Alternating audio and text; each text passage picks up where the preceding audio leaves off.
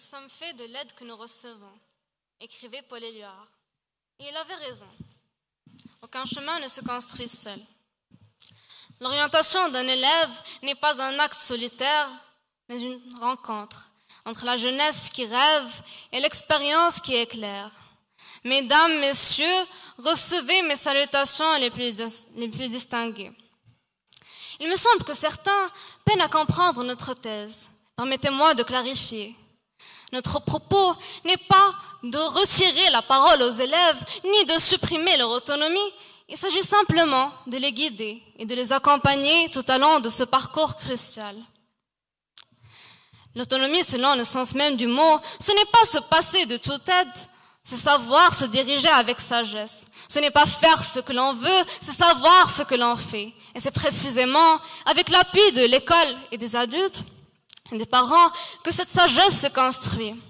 Retirer le rôle, ce n'est pas libérer l'élève, c'est l'abandonner à son ignorance. L'erreur est formatrice, c'est vrai. Cependant, certaines erreurs sont fatales. La vie n'est pas un jeu où l'on peut recommencer d'un simple clic. Un mauvais choix aujourd'hui peut compromettre tout un avenir.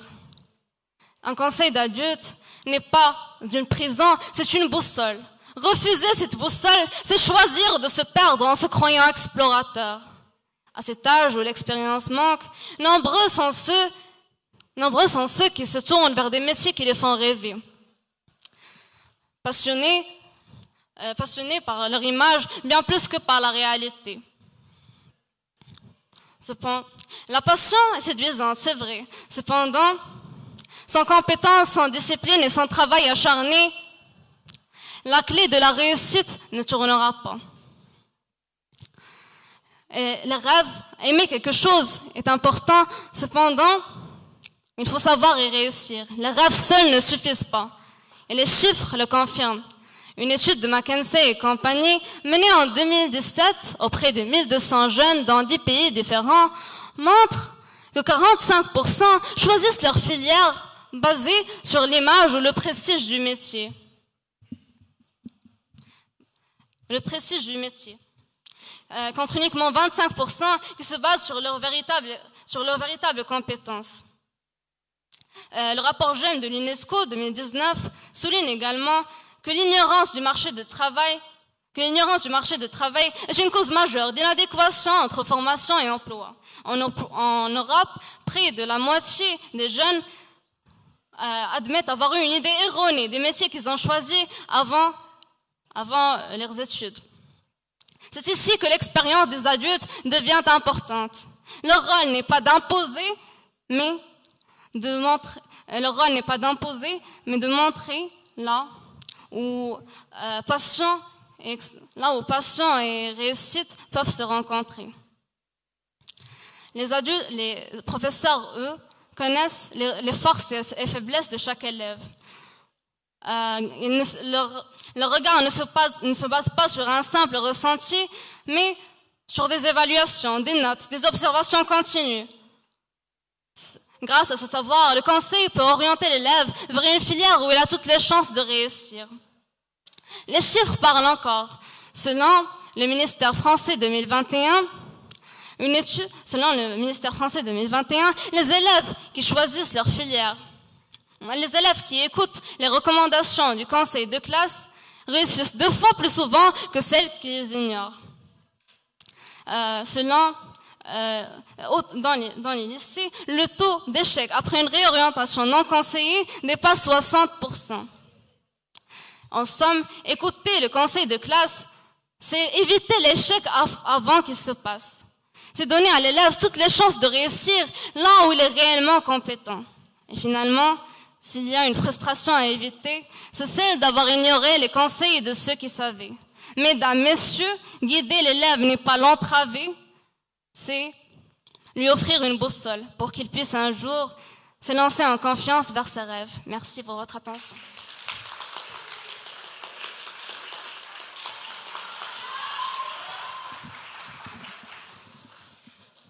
Alors, premièrement, pour répondre à nos chers opposants, on est pour les conseils d'orientation, mais on est complètement contre à ce que ces derniers décident pour l'élève. mesdames et messieurs, honorables encadrants et futurs parents. Le sujet d'aujourd'hui est bien plus qu'une simple question de mots, c'est une question d'avenir, une question de vous comme de moi. Alors aujourd'hui, je passe en premier. Deuxième débat avec ce nouveau format. Première impression de mon équipe. Mais le plus important, c'est que dans les prochaines 4 minutes, je vais jouer le même rôle que celui de la volonté de l'élève. Guider chaque aigle vers la bonne direction. Mesdames et messieurs, pour commencer, l'orientation constitue la clé du premier succès de chaque élève, en l'aidant à choisir son parcours académique et professionnel, en accord avec ses ambitions, ses compétences et ses rêves. Mais en analysant ce sujet, une question clé peut vous traverser l'esprit. Entre élèves, parents et conseils d'orientation, qui vaut vraiment le coup d'être écoutés. Nos rêves et nos désirs, ou leur expérience et cette maturité qu'ils ne cessent de revendiquer. Mesdames et messieurs, on m'a toujours dit « Bon, écoute, à ton âge, tu crois savoir ce que tu veux, mais c'est clairement pas le cas. » Permettez-moi de dire qu'à 17 ans, on ne croit pas, on ressent. Et le plus important, c'est qu'on sait. C'est à cet âge même que nos rêves brûlent encore, avant que la société ne vienne les éteindre, avant qu'on ne devienne des copies bien conformes, bien rangées, bien perdues. Nos parents veulent notre bien, certes.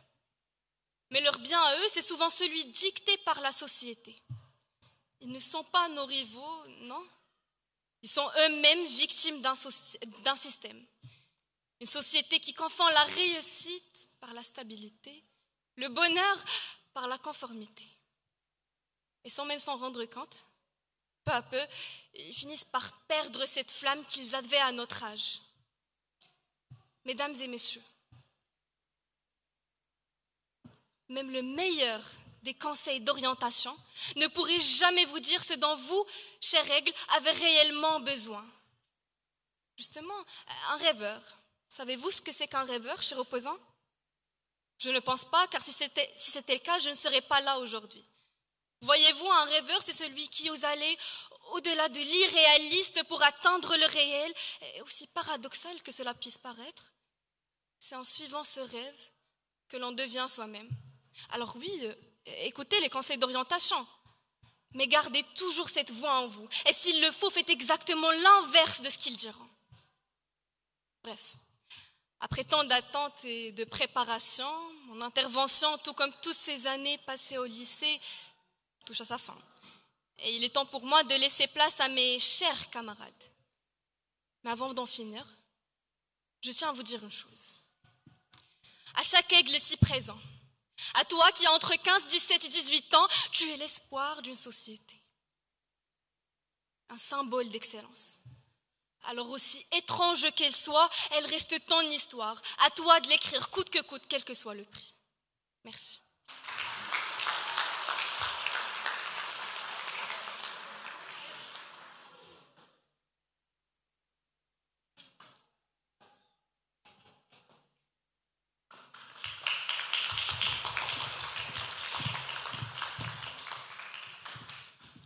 Cher jury, cher auditoire et chers opposants, le futur appartient à ceux qui savent écouter avant de décider.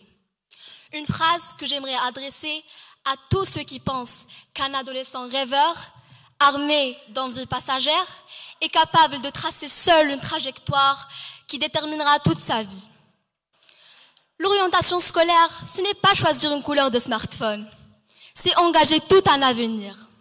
Et pour un avenir, il faut de la lucidité, pas seulement du désir.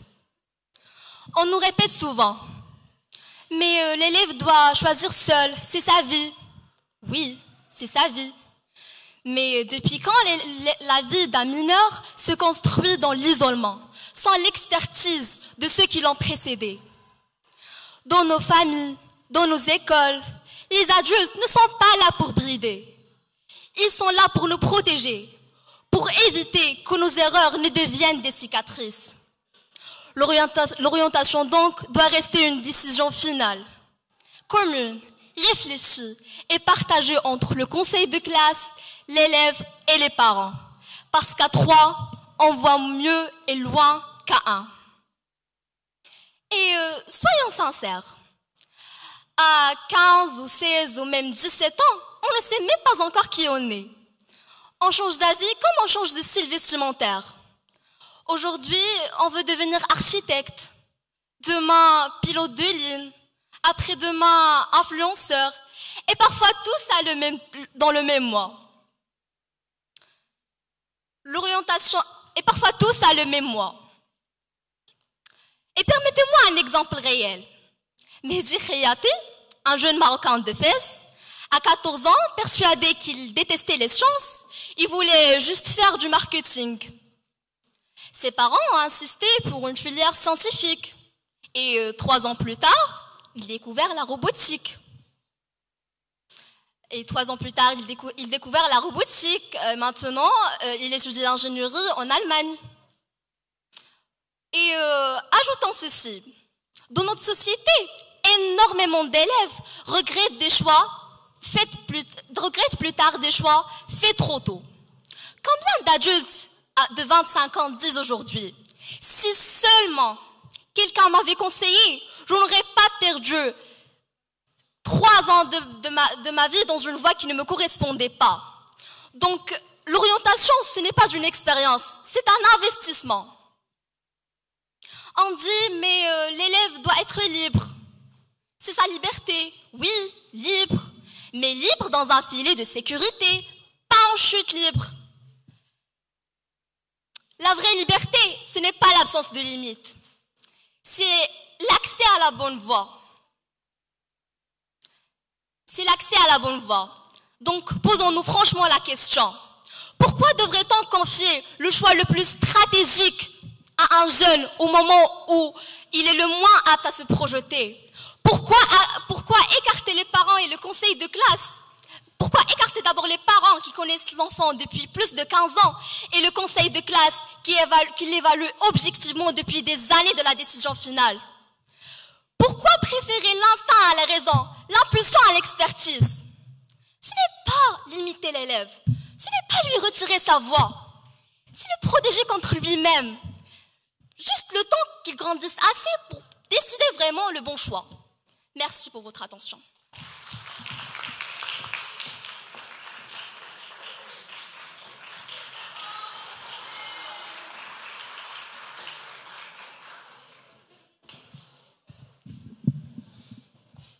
Chers opposants, je pense que vous vous êtes trompés sur le sujet. Aujourd'hui, on dit que le conseil de classe et les parents doivent carrément décider à la place de l'élève et non pas le conseiller. Sur ce, je me permets de commencer. J'échoue dans le système scolaire. Je m'ennuie. Certains de mes professeurs ne sont pas des professeurs, mais des sergents. Je veux apprendre ce que moi je veux savoir, mais eux veulent que j'apprenne pour un examen. Dans ce système compétitif, je ne vaux rien. Et mon envie de savoir, ma soif de connaissance ont été étouffées par mes propres enseignants. Ces mots, mesdames et messieurs, ce ne sont pas les miens. Ce sont ceux d'Albert Einstein, l'un des plus grands génies que notre monde ait connu. Et aujourd'hui, face à nous, se dressent des opposants qui osent dire que le conseil de classe, ce même type d'institution qui aurait voulu éteindre le feu d'Einstein, serait, tenez-vous bien, le mieux placé pour décider du futur des élèves. Nous l'avons atteint, celle que je craignais tant, celle qui hantait mes cauchemars, la quintessence de l'absurdité, de l'ignorance, le paroxysme de l'ironie. Ils défendent un système qui jadis aurait voulu condamner le père de la relativité à rester inapte. Celui qui a donné du sens même à leur existence de matheux, de physiciens, celui qui a donné du sens à l'existence de l'univers, n'aurait pas eu le droit, selon eux, de tracer sa propre voie. Et c'est bien là tout le cœur du problème. Combien d'autres talents dedans, combien d'autres Einstein, de Picasso, de Steve Jobs ont été étouffés par un système qui croit savoir mieux que celui qui rêve. Nos opposants prétendent que le conseil de classe connaît l'élève mieux que l'élève lui-même. Mais comment pourrait-on connaître l'âme d'un aigle en l'observant depuis le sol?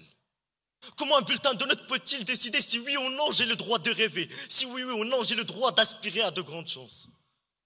Mesdames et messieurs, l'école est un phare, pas une prison. Son rôle n'est pas de dicter la route, mais d'éclairer le chemin. Et par conséquent, le conseil de classe ne doit pas décider à la place de l'élève, mais lui fournir les outils nécessaires pour qu'il puisse choisir par lui-même. Laissez donc l'aigle choisir son ciel, parce qu'un aigle guidé, un aigle tenu en laisse, ne vole pas. Dans le meilleur des cas, il plane, et un aigle qui plane tenez-vous bien, n'atteindra jamais les sommets. Mesdames et messieurs, l'avenir appartient à ceux qui osent choisir et non pas à ceux qui obéissent. Donc, je vous dis que maintenant, le conseil de classe, on n'est pas contre, mais on encourage à nous aider. Parce que même si on peut se tromper en décidant tout seul, je vous dirais que vaut mieux se tromper en ayant volé que ramper en ayant obéi. Merci.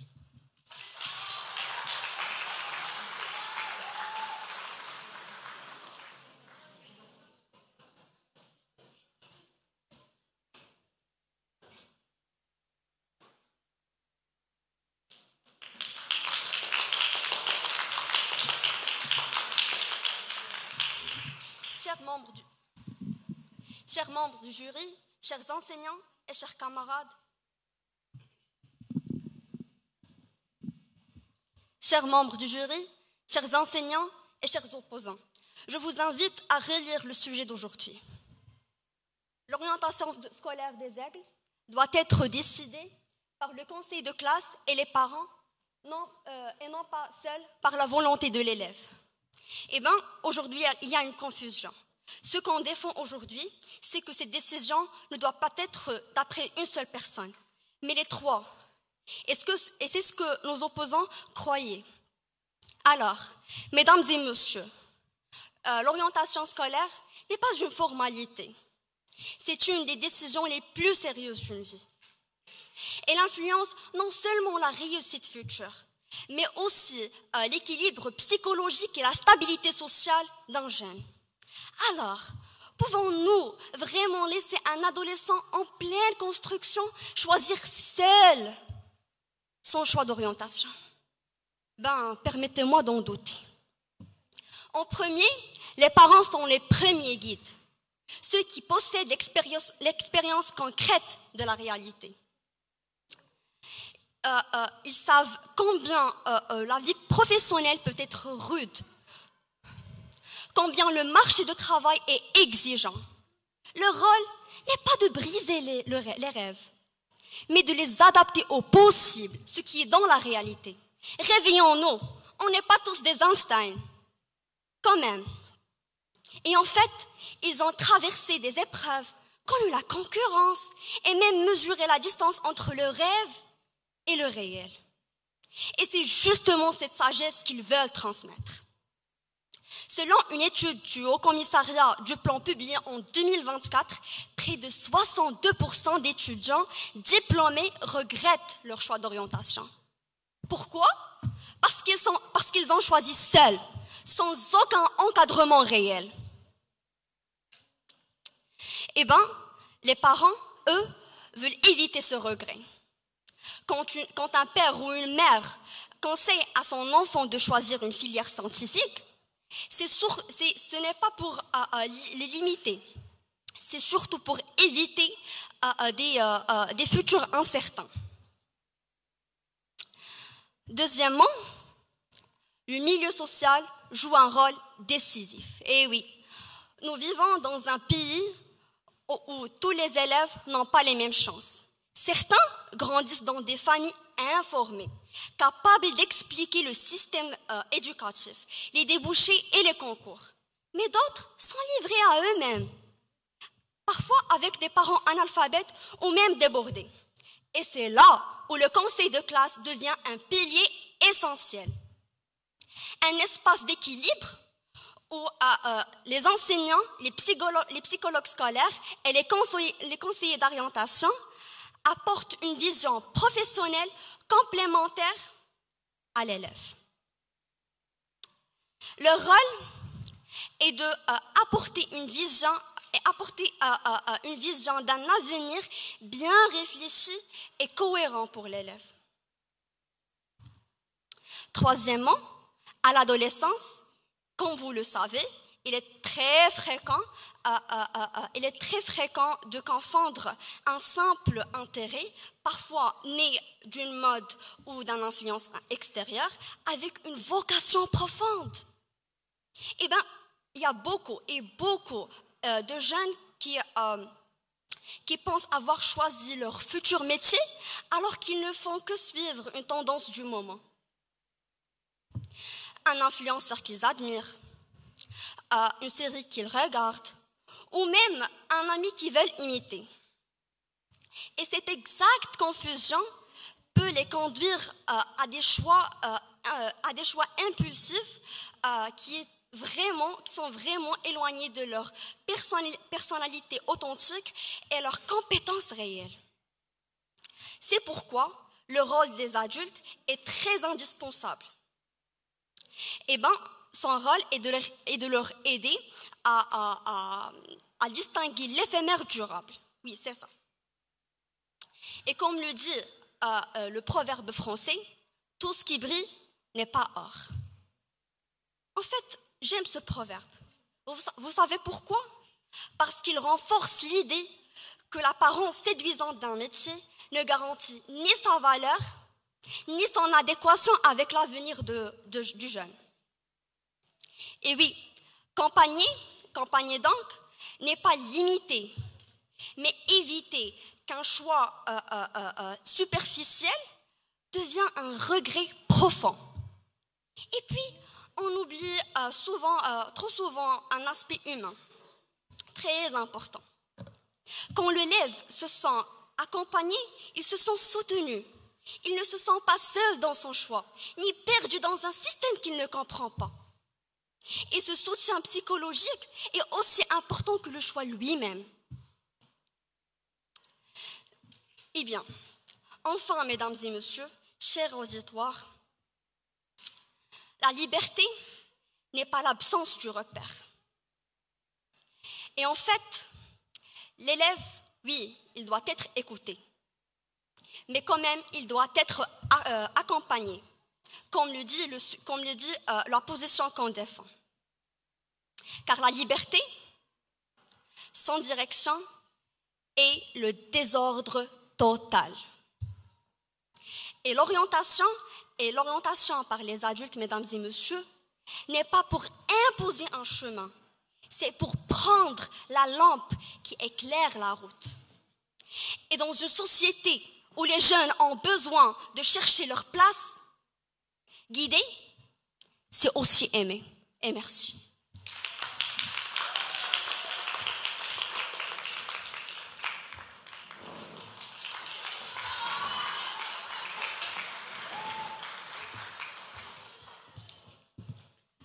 Pour vous répondre, en effet, en chacun de nous se trouve un rêveur.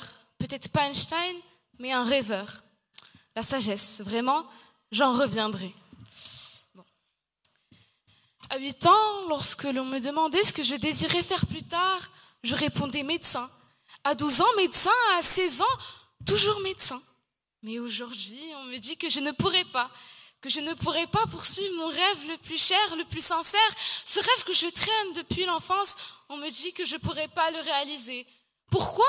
Eh bien, pour la simple et soi-disant bonne raison que les adultes savent toujours mieux quoi faire, quand faire et comment faire.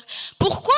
Parce que je ne suis qu'une enfant qui ne connaît rien à la vie, qu'une marionnette, et apparemment mes désirs sont là juste pour faire joli, pendant que les autres me tiennent par les ficelles. Alors, chers opposants, dites-moi réellement, qu'en est-il de mon rêve? Mesdames et messieurs, bonjour.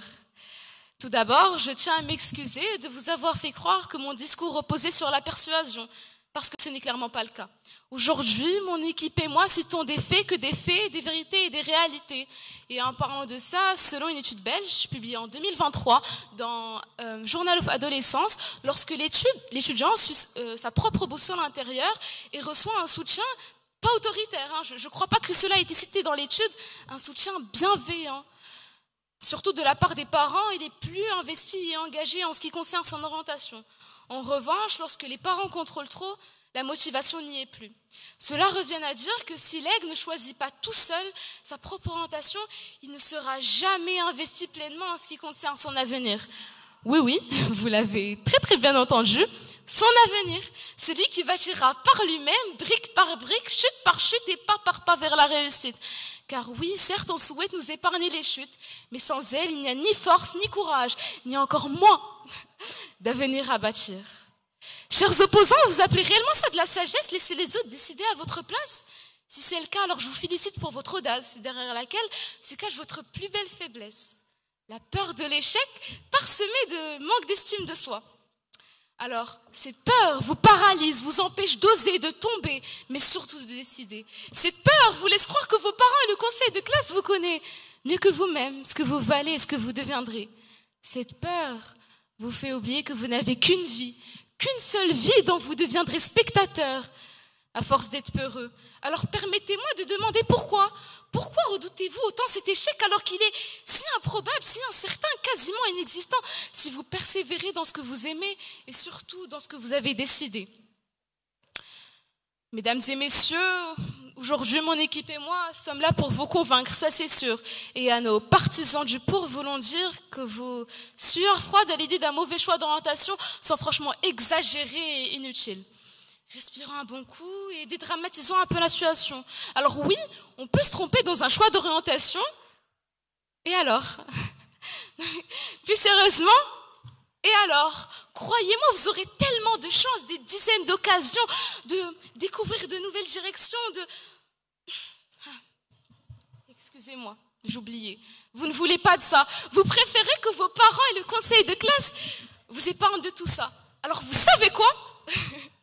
Amusez-vous bien à vivre par procuration. Parce que nous voulons vivre réellement. Et vous savez ce que l'on veut encore plus?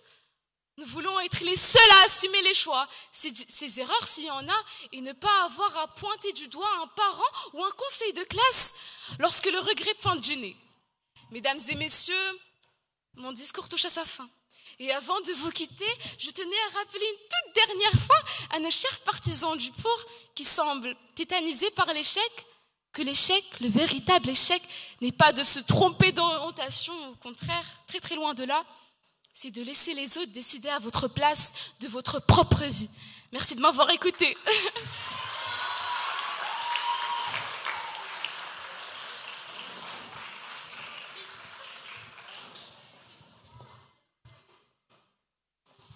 Avant de commencer, j'aimerais m'adresser à nos chers opposants. Nous ne sommes pas tous Steve Jobs, nous ne sommes pas tous Einstein, nous ne sommes pas tous Bill Gates. L'exception ne fait pas la règle. Et je pense, chers opposants, que vous vous prenez un peu trop pour cette exception. Additionnellement, vous avez parlé du rêve. Quelle vision romantique, presque sortie d'un film Disney. Suis ton cœur et tout ira bien. Réveillez-vous un peu, la réalité est dure.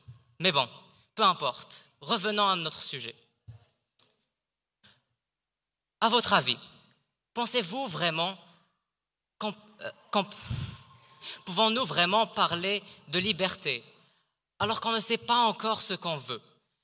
Pouvons-nous vraiment laisser un adolescent de 15, 16, 17 ou même 18 ans décider de son avenir alors qu'il ne sait parfois même pas ce qu'il veut faire le mois prochain? Je crois que non. Et c'est pour cela, cher auditoire, que je me tiens aujourd'hui devant vous, pour supporter l'idée que l'orientation de l'élève ne doit pas dépendre de sa seule volonté, mais aussi et surtout des parents et du conseil de classe. Soyons honnêtes, à cet âge-là, tous nos choix sont très influencés par nos amis, nos proches, les tendances du moment, et parfois même par des rêves superficiels, éphémères. Combien d'élèves entendez-vous dire « je veux devenir footballeur » ou « je veux être influenceur » sans se rendre compte de la réalité derrière ces mots? La liberté sans expérience devient vite une illusion. Et c'est justement là que les adultes interviennent. Les parents, les professeurs, le conseil de classe, ce ne sont pas des juges, mais des repères. Ils ont vu, ils ont vécu, ils ont assisté à des échecs et des réussites. Ils savent qu'un choix d'aujourd'hui peut changer tout un avenir. Et d'ailleurs, le droit marocain supporte cette idée. L'article 54 du Code de la famille oblige les parents à veiller à la bonne éducation et à la bonne orientation de leurs enfants. Et la loi cadre 51-17 sur l'éducation parle très clairement d'une responsabilité partagée entre l'État, l'école et les parents pour orienter les jeunes. Mais au-delà des textes, il existe une vérité plus profonde. La liberté a besoin d'un cadre pour exister. Un jeune qu'on laisse décider de tout ce qu'il veut confondra très rapidement liberté et impulsion. Mais un jeune qu'on guide, qu'on accompagne, qu'on conseille, lui, il apprendra à faire les bons choix. Et puis, dans notre culture, les grandes décisions se font rarement seules. Au Maroc, on consulte souvent la famille, on demande conseil, on écoute les plus expérimentés. Alors pourquoi l'école devrait-elle faire exception? Les parents et les professeurs ne décident pas contre l'élève, mais pour son bien, avec bienveillance.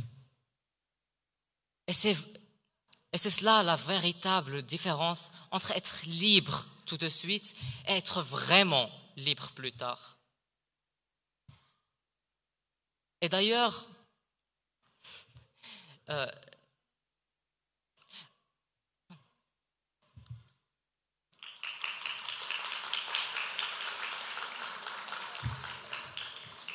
en somme, certains diront que cela limite la liberté. Mais moi, je pense sincèrement qu'être libre, ce n'est pas pouvoir faire ce qu'on veut. Non, loin de là. Être vraiment libre, c'est faire ce qui est bien pour soi, même si on ne le comprend pas encore. Car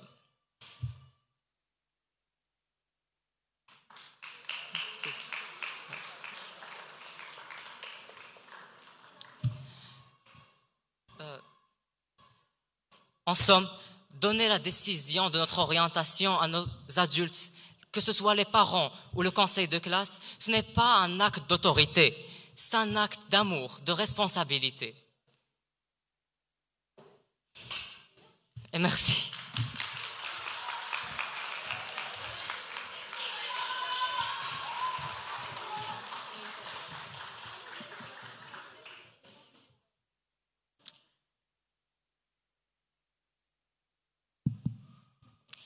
Déjà, avant de commencer, je voudrais répondre à l'équipe adverse. Si le rêve pour vous paraît romantique, il faut se remettre en question. Car le rêve, loin d'être romantique, le rêve d'aujourd'hui, c'est le présent de demain. Merci. Mesdames et messieurs les juges, chers camarades, l'orientation scolaire, ce n'est pas une ligne sur un bulletin, ni une case à cocher. C'est un tournant de vie, un moment intime, parfois confus, où un jeune essaie de comprendre qui il est et ce qu'il veut devenir. Et parce que ce choix est intime, qu'il ne peut pas être décidé à sa place. On peut éclairer la route, mais on ne peut pas marcher à la place de quelqu'un d'autre. On peut conseiller, mais on ne peut pas sentir à la place de celui qui vivra. Les adultes, bien sûr, veulent protéger. Ils parlent d'expérience, de prudence et de réalisme. Mais entre leur certitude et le cœur du jeune, il y a un écart de génération. L'adulte croit guider, mais parfois il projette. Il veut éviter à ses élèves ces erreurs, sans savoir que certaines erreurs sont essentielles pour grandir. Elles sont la matière première de l'expérience. Elles forgent la responsabilité et une réussite imposée ne vaut pas une erreur comprise et assumée. Car au fond, choisir son orientation, c'est choisir sa vie. C'est oser dire, je prends le risque de me chercher. Et même si l'élève se trompe, cette erreur sera la sienne. Et c'est ce qui la rend précieuse. Un élève orienté contre son gré, c'est comme un arbre transporté de force. Il pousse, oui, mais sans racines. Alors que celui qui suit la voie qu'il a choisie, même incertaine, il met son cœur. Et le cœur, croyez-moi, tôt ou tard, retrouvera toujours sa lumière. L'école éduque l'esprit, mais l'orientation, elle, forme l'âme. Et aucune âme ne s'épanouit dans une direction imposée. On ne réussit pas dans un chemin qu'on subit, mais on peut tout accomplir dans celle qu'on a choisie. Chère équipe adverse, je vous entends déjà dire, ou plutôt vous avez déjà dit, que les adultes ont plus d'expérience, que le conseiller de classe sait ce qui est raisonnable et que les élèves font souvent des erreurs. Peut-être. Mais l'expérience ne garantit pas la vérité et la prudence n'est toujours pas la sagesse. Les adultes ont connu un monde qui n'est plus celui d'aujourd'hui.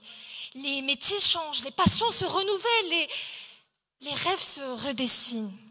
Vouloir orienter un jeune avec le repère d'hier, c'est parfois le condamner à avancer avec une carte qui n'est plus celui de son territoire. Et puis, soyons honnêtes, l'élève d'aujourd'hui n'est pas celui d'hier. Il vit dans un monde connecté, mouvant, multiple. Il parle ses codes, comprend ses outils et invente ses voies. Il se trompera, oui, peut-être, mais il apprendra. Et c'est en marchant ou en cessant pas.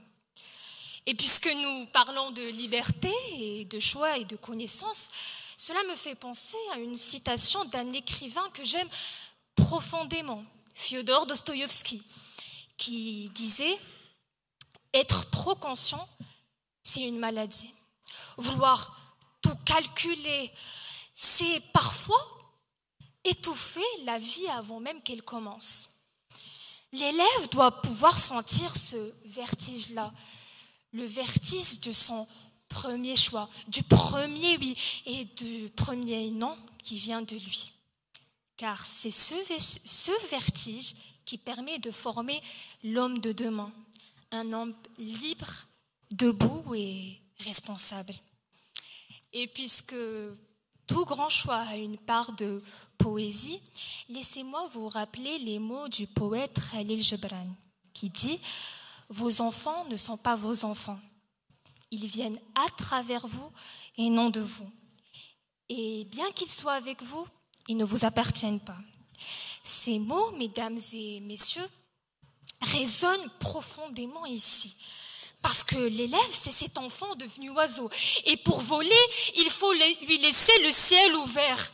Alors oui, les parents accompagnent, les professeurs conseillent, mais c'est l'élève qui se lèvera chaque matin pour partir dans sa voie choisie. C'est lui qui fera ses valises pour partir à l'université.